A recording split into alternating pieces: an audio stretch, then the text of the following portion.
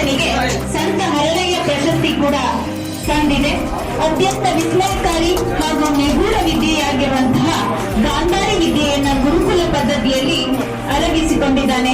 ಗಾಂಧಾರಿ ವಿದ್ಯೆ ಅಂತಂದ್ರೆ ನಾವು ಕಣ್ಣನ್ನ ತೆರೆದು ಮಾಡುವಂತ ಯಾವುದೇ ದಿನನಿತ್ಯದ ಕಾರ್ಯಗಳನ್ನ ಅಂದ್ರೆ ಓದೋದು, ಬರೆಯೋದು, ಟಿವಿ ನೋಡೋದು, ಓಡಾಡೋದು ಅಥವಾ ನೋಟುಗಳನ್ನ ಗುರುತಿಸುವಂತದ್ದು ಇತರ ನಿತ್ಯ ಕಾರ್ಯಗಳನ್ನ ಆರನೇ ಇಂದ್ರಿಯದ ಸಹಾಯದಿಂದ ಕಣ್ಣಿಗೆ ಬಟ್ಟೆ ಕಟ್ಟಿಕೊಂಡು ಮಾಡುವಂತದ್ದು.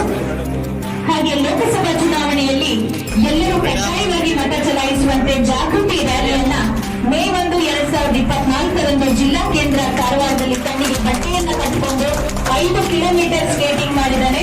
ಇಂದಿನ ಈ ಸ್ಕೇಟಿಂಗ್ ಇವೆಂಟ್ ರೋಲಿಂಗ್ ಸ್ಕೇಟಿಂಗ್ ಮೂಲಕ ಕಣ್ಣಿಗೆ ಬಟ್ಟೆಯನ್ನ ಕಟ್ಟಿಕೊಂಡು 5 ಕಿಲೋಮೀಟರ್ ಕ್ರಮಿಸಿದಂತಹ ಪ್ರಪಂಚದ ಅತ್ಯಂತ ಕಿರಿಯ ಬಾಲಕ ಎನ್ನುವಂತಹ ಅರ್ಹತೆಯೊಂದಿಗೆ ಇಂಟರ್ನ್ಯಾಷನಲ್ ಬುಕ್ ಆಫ್ ರೆಕಾರ್ಡ್ ನಲ್ಲಿ ದಾಖಲಾಗಿದೆ.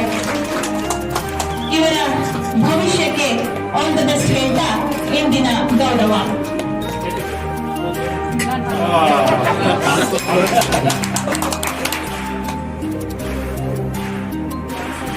ಏನಾದ್ರೂ ಚಾಪ್ಟ ಉಂಟಾ? ತೆಗಿರಿ. ಅಲ್ಲ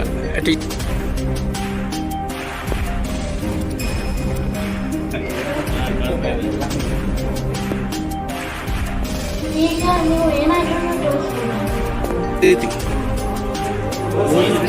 ಆರ್ಟ್ ಗೋಲ್ಡ್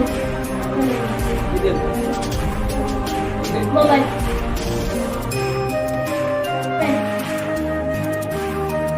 ಸರ್ ಏನೇ ನೋಟ್ ಕೊಡಿ. ಯಾವುದು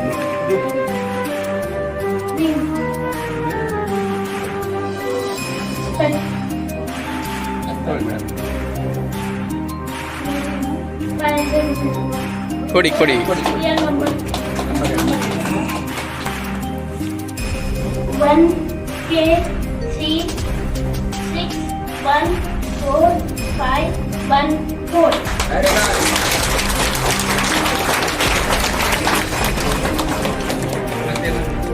ಸರ್ ಆ ಬುಕ್ ಕೊಡಿ, ಓದ್ತಾರೆ ನೋಡಿ. Bharat Ratna B.R. Ambedkar. ಸ್ಪರ್ಣ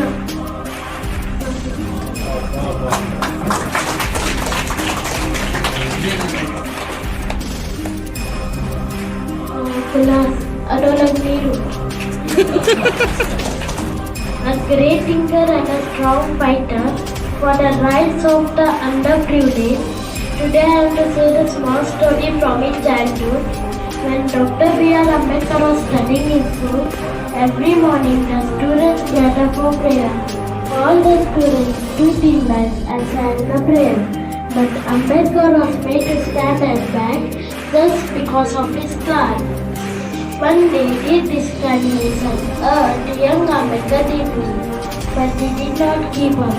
Instead, he decided to prove to the world he is equal to everyone else. Even though he faced many problems, he never lost his faith in education. Through his dedication, discipline and knowledge, he later became the Law Minister of India and the Chief Architect of a Constitution. Friends, what do we learn from this story? First, we should never feel low or small in any situation. Second, education is power. It is the first step to change our life.